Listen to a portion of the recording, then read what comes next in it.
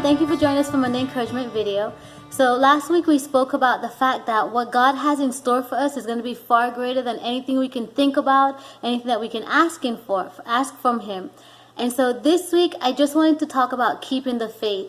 I've spoken to a few people, and with everything that's going on, people have told me that they feel weary, they feel worn out, they can't wait for this to end, they have cabin fever, or they're just consumed with worry. And this week I just wanted to encourage you moms that this is not the end of it. God has more of the story to write for us, and it's a great ending to this chapter, to this year.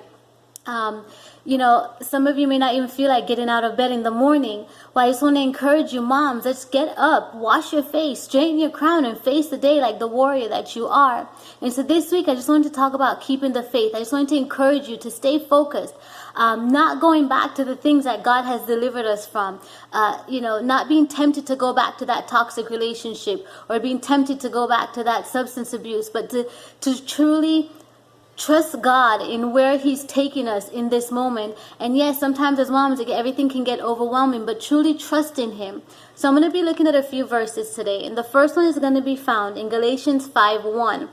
And it says, "Stand fast, therefore, in the liberty by which Christ has made us free, and do not be entangled again with a yoke of bondage." So here Paul is telling us to hold dear the deliverance that God has given us from whatever it is that He has delivered you from, just to hold that dear. The second verse I'm going to be looking at is found in Hebrews chapter 12, verse 1b. And it says, "Let us lay aside every weight and the sin which so easily ensnares us, and let us run with endurance the race that is set before us."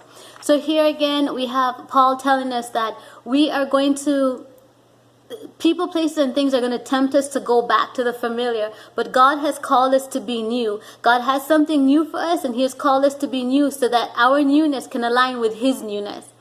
And then also I want to look at 2 Timothy chapter 4, verse 7. And it says, "I have fought the good fight, I have finished the race, I have kept the faith." And this should be our focus, that at the end of the day we can say, you know what, I did not give up. I didn't give up on that child. I didn't give up on what God had in store for me.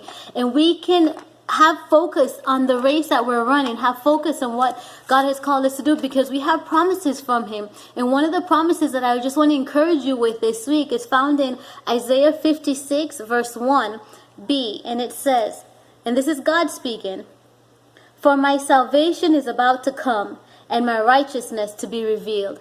God has something big. He has something good. He has something new.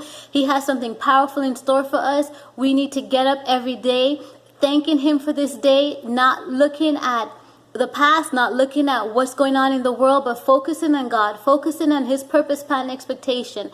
Again, I just want to tell you, get up, wash your face, adjust your crown, straighten that crown, and face the day like the warrior that you are.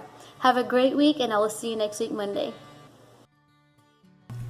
So I just want to invite you to join a challenge that our pastor and our bishop has given us, which is to take communion every day. So I want to invite you to take communion with your children every morning. And as we're taking communion, we're decreeing Jesus saves, Jesus heals, Jesus restores, and the Holy Ghost transforms. We're decreeing that we have dominion over every situation and over every circumstance because of what Jesus did on our behalf. We're decreeing that we have victory over the enemy through Jesus Christ.